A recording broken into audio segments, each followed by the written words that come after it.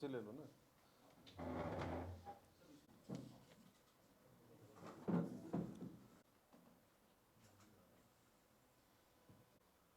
मॉक्स की धारा कौन सी लगाई है उन्होंने? धारा कौन सी लगाई थी कल जो लड़के पकड़े गए हमारे? 332 353।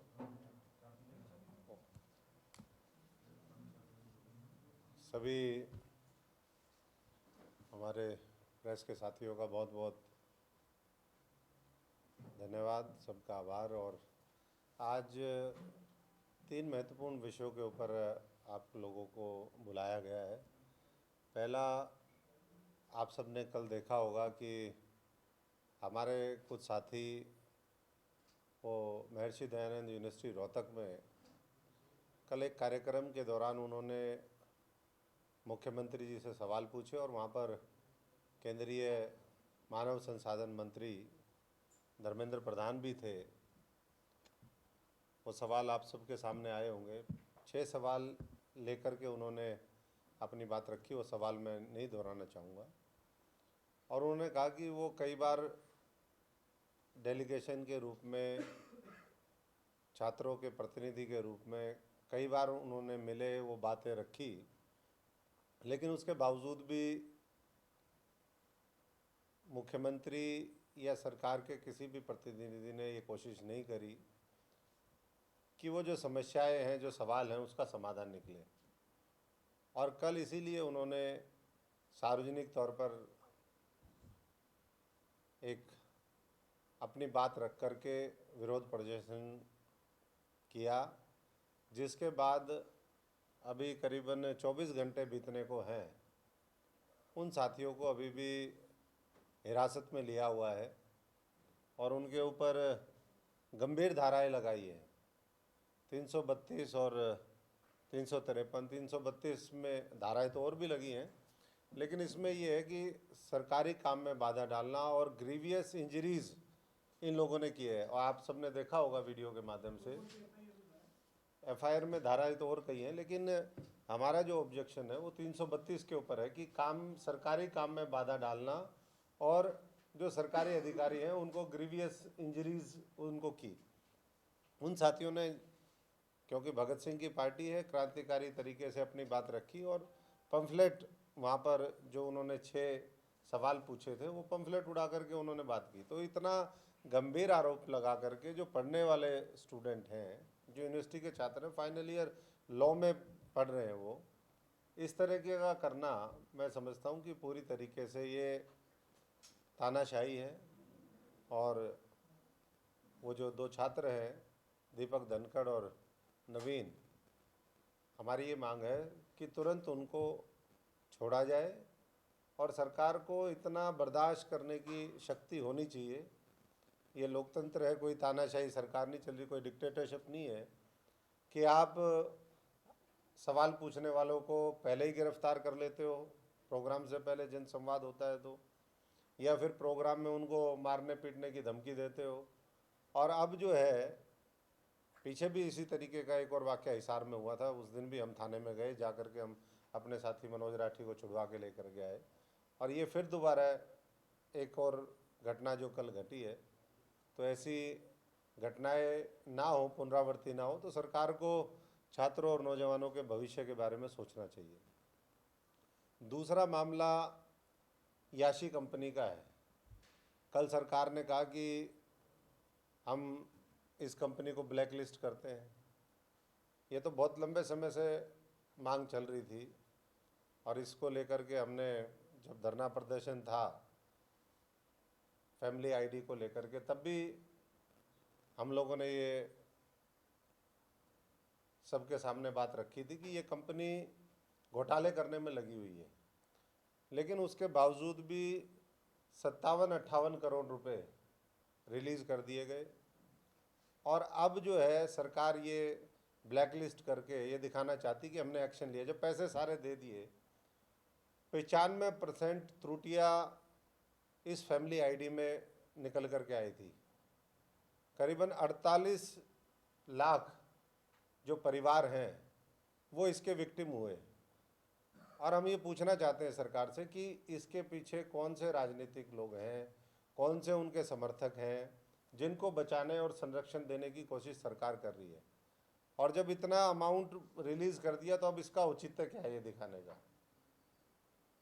और साथ साथ इस दौरान जब से फैमिली आईडी एक आधार बना करके प्रॉपर्टी की रजिस्ट्री का मामला शुरू हुआ, तो जब इतनी त्रुटियां थी तो कहीं ना कहीं प्रॉपर्टी के लेन देन में भी गड़बड़ियाँ रही होंगी। हालांकि लोग बहुत परेशान रहे बेचारे इस मुद्दे को लेकर के, उसमें जो गलतियाँ थी उसको दुरुस्त करवाने के लिए तहसीलों में घूमते रहे, डीसी ऑफिस में घूमते रहे, कचहरियों में चक्कर लगाते रहे।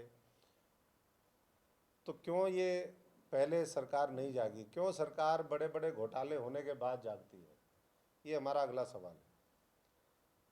तीसरा, आज सरकार के 9 साल पूरे हुए, सरकार उपलब्धियों का दिन मना रही है। अच्छी बात है, सरकार को 9 साल की अपनी उपलब्धियों का जिक्र भी करवाना चाहिए। लेकिन सरकार ने बहुत सी बातें हमने पूरी सुनी, वो आप भी जानते हैं, हम उसको दोहराना नहीं चाहेंगे।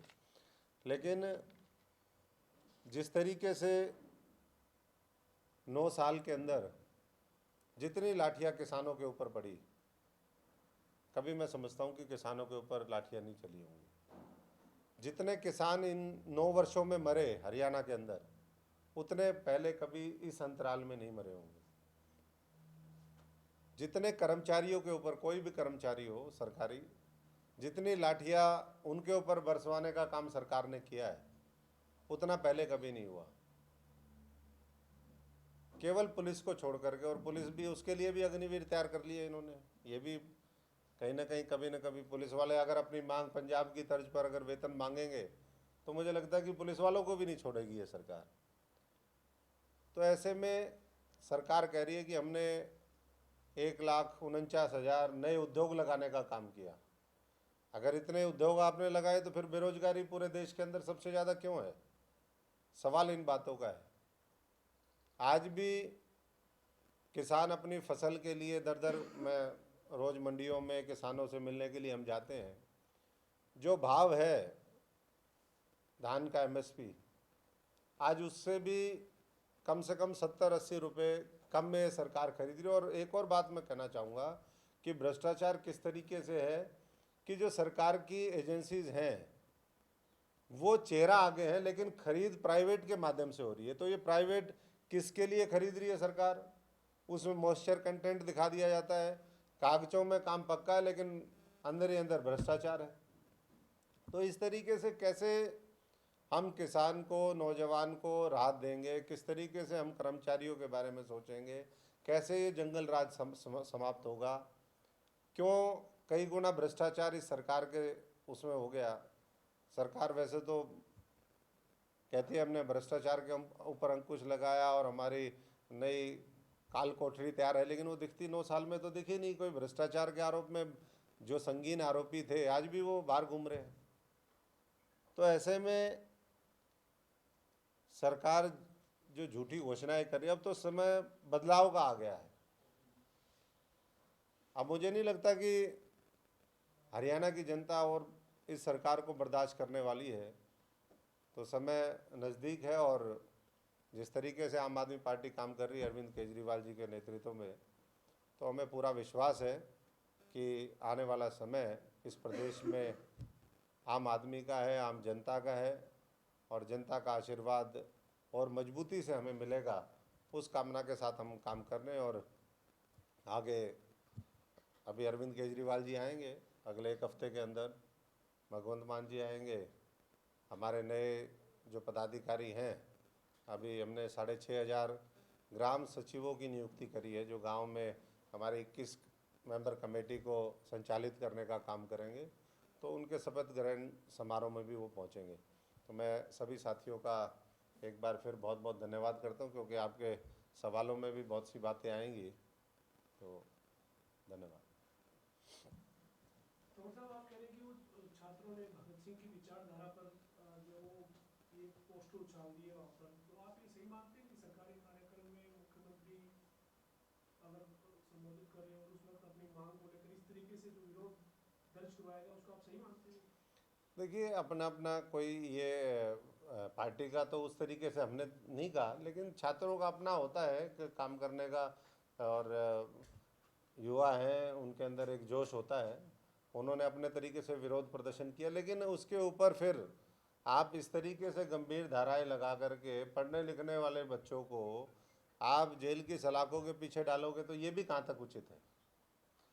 और वो लोगों ने बार बार इस बात को कहा है कि हमने कई बार सरकार के संज्ञान में ये बातें रखी, मुख्यमंत्री जी से मिले, ये मांगे हमने बार बार उनको बताई, लेकिन मांग पूरी नहीं हो रही। तो कोई ना कोई तो ऐसा मंच होगा जहाँ पर हम अपनी बात रखेंगे। तो उन्होंने अपनी बात वहाँ पर रखी है।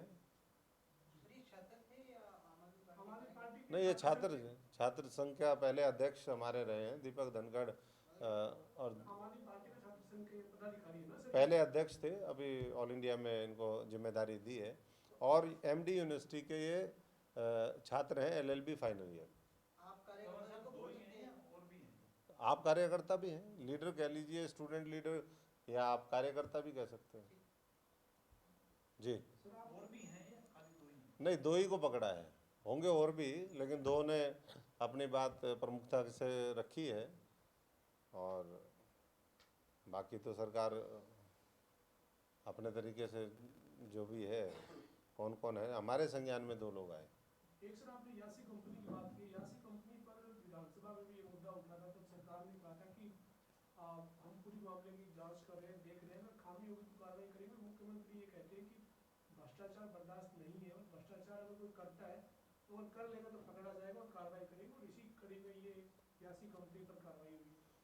देखिए, यासी कंपनी के ऊपर मैंने खुद अपनी तरफ से आज से 6-8 महीने पहले ये बात रखी थी कि इस तरीके से यासी कंपनी किस तरीके से लूट रही है, सारी बातें हमने उसके बाद इनकी पेमेंट रिलीज़ हुई है।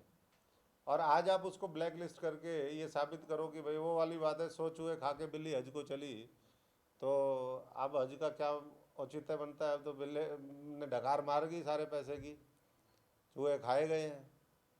मतलब सरकार को पहले पता था कि सरकार को बिल्कुल पता था, सरकार के संरक्षण में यासी कंपनी हो, और यासी जैसी और मैं समझता हूँ कि सैकड़ों कंपनियां होंगी। कल उसको आप कहेंगे कि जी हमने इसके ऊपर ये ब्लैक लिस्ट कर दी। ब्लैक लिस्ट का क्या है, सरकार के पास हर चीज़ की इन्फॉर्मेशन होती है। जहाँ जहाँ गड़बड़ है, आज इतने इतने हजारों करोड़ रुपए जो स्वाह हो गए, कर्जा ले लिया सरकार ने 3-3 लाख करोड़ का, तो कहीं ना कहीं उसका वो तो दिखे। मैं सरकार से पूछना चाहता हूँ कि बार बार स्मार्ट सिटियों की बात होती है, सरकार एक शहर बता दे हरियाणा के अंदर जो स्मार्ट बना दिया हो। आप ये बता दीजिए एक शहर का नाम जिसकी सड़कें, जिसके अंदर पब्लिक यूटिलिटी, तमाम चीज़ें, वो हम ये कह सकें कि ये वर्ल्ड स्टैंडर्ड की हैं, या वर्ल्ड स्टैंडर्ड तो छोड़ दो कि वो ठीक से उन्होंने इंफ्रास्ट्रक्चर का डेवलपमेंट किया। कोई भी ऐसा शहर नहीं है, हर शहर बदहाल है, कचरे के ढेर लगे हुए हैं। अब कचरा कंपनियां ही हैं, उसके ऊपर रोज़ प्रदर्शन हो रहे हैं, हमारे सफाई कर्मचारी कर रहे हैं, जगह जगह कचरे के ढेर लगा रखे हैं, और कंपनियों में गड़बड़ है, फिर कंपनी बदल देते हैं, वो कंपनी काम नहीं करी। गुड़गांव, अभी रामलीला के दौरान मैं गुड़गांव में कई जगह गए रामलीला देखने के लिए। गुड़गांव गांव के अंदर 8 जगह रामलीला बंद होगी। पहली बात तो मैं ये कहना चाहूँगा कि ये सरकार धर्म का सहारा लेकर के सत्ता में आए हुए हैं। आपने कभी ये सोचा कि 8 रामलीलाएँ क्यों बंद होगी? आप संस्कृति, संस्कार, धरोहर, इतिहास की बात करते हैं, कभी आपने सोचा? एक रामलीला बची है, वो भी सरकारी ज़मीन पे हो रही है। रोहतक के अंदर जहाँ रामलीला होती थी वो ज़मीन बेच दी, अब दूसरी जगह उनको शिफ्ट करना पड़ा, कल दूसरी जगह शिफ्ट करना पड़ेगा। और वहाँ चारों तरफ हम जब आप देखा आपने, तो गंदगी ही गंदगी है पूरे शहरों में। कोई शहर ऐसा नहीं है, इसलिए एक का तो नाम क्या लें, जहाँ गंदगी के ढेर ना हो, और वहाँ पर जो गाय गौ माता है, आवारा पशु है, वहाँ वो ना हो। सर आप मेरी 9 साल की उपलब्धियों पर मुख्यमंत्री जी ने आज तमाम उपलब्धियां गिनवाई है सरकार की। 1.5 घंटे में मुख्यमंत्री ने 9 साल के कार्यकाल में जो काम किए उस पर बात की। सीएम ने ये भी कहा कि आम आदमी पार्टी से जुड़ा एक सवाल था जर्नलिस्ट का, तो उन्होंने कहा कि ये सीएमआई के आंकड़े उठा के घूम रहे हैं, इनको मालूम नहीं है कि आज हरियाणा में जो बेरोजगारी है वो 6-6.5% है, और वो रिकॉर्ड पर है, और ये 32, 33, 30, 28% की बात करते हैं। ये सीएमआई कंपनी है, उसके फर्जी आंकड़े हैं, और आम आदमी पार्टी वालों को वही पर्चा हाथ लगा, और इसीलिए देखिए, जो लोग नौजवान पढ़े लिखे हैं, जिनके पास डिग्रियां हैं, अभी एग्ज़ाम हुआ ग्रुप सी और डी का। मैं मुख्यमंत्री जी से पूछना चाहता हूँ कि उसमें आप बताइए कितने लाख बच्चों ने वो एग्ज़ाम दिया, उसी से पता चल जाएगा। ये तो पढ़े लिखे बेरोजगार हैं।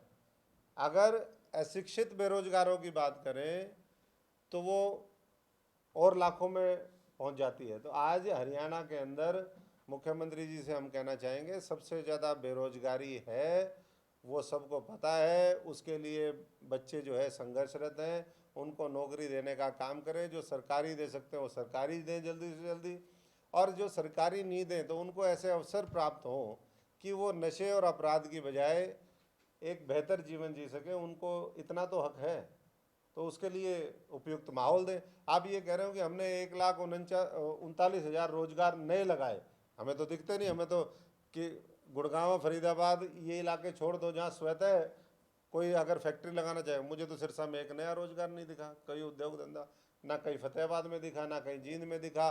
पंचकुला में आप बता दीजिए कौन सी नई औद्योगिक इकाइयाँ लगी, संबाला के आसपास का दिखा दीजिए।